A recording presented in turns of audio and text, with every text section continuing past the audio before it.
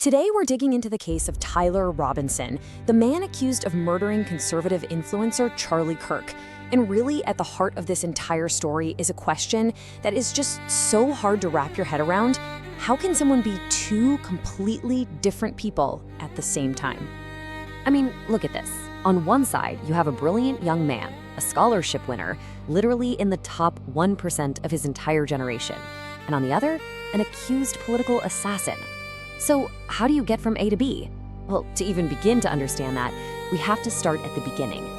Okay, so first things first, let's just lay out the facts of the crime itself and the unbelievable contrast they reveal. It all starts on September 9th. Charlie Kirk is at Utah Valley University for an appearance, and he's killed by a single rifle shot. The attack was fast, it was precise, and it immediately set off this national firestorm about political violence. And the person authorities immediately zeroed in on? A 22-year-old local guy named Tyler Robinson. Now here's the first thing that made investigators pause.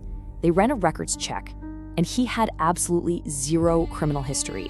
Nothing. So, how did the police even catch him? Well, that single shot from a campus rooftop kicked off a frantic nationwide manhunt. So you've got the shot fired on September 9th, and then for the next 33 hours, the whole country is on edge during this massive manhunt. But then, on September 11th, it's just over. Tyler Robinson is arrested, and the crazy part is he didn't resist at all. But you know, the big break in the case wasn't some high-tech forensics or a digital trail. Nope, it was a phone call. A family friend reached out to authorities and told them Robinson had pretty much confessed. That one tip just blew the case wide open. All right, so with Robinson in custody, the big question mark shifted from who to why. And look, while there's no official motive yet, all the early clues investigators are finding seem to point in one very specific direction. A family member told them Robinson had become, quote, more political recently, and had even mentioned Charlie Kirk's upcoming event and how much he disagreed with his views. But the most damning evidence? Bullet casings found with the weapon were supposedly engraved with anti-fascist messages. And yet, it's not that clear-cut. He was registered to vote, but with no party, and he didn't even vote in the last presidential election. It's confusing. But this is where the story takes a turn that is just so confounding.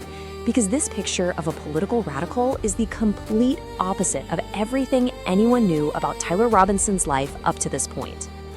Just look at this number, 34. That was his score on the ACT. Now, to put that into perspective for you, a 34 puts you in the top 1%. Not of his school, not of his state, of the entire country. We're not just talking about a smart kid here. This is exceptional, once-in-a-generation talent. And of course, his family was just bursting with pride. His mom celebrated on Facebook when he got a 4-year scholarship to Utah State University. She wrote, "He's so excited to start his journey, and it's going to be so amazing for him." You can just feel the hope in those words, right? But that amazing journey, it just stopped.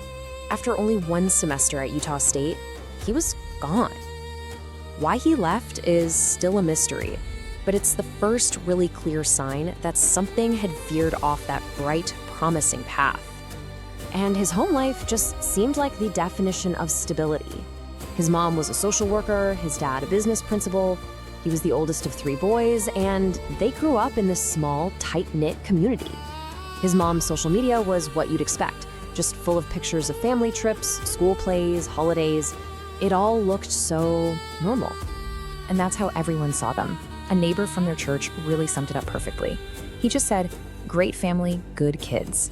By every single outward appearance, this was a loving, supportive, all-American family. So, this brings us right back to the core of the whole mystery. How do we make sense of these two stories?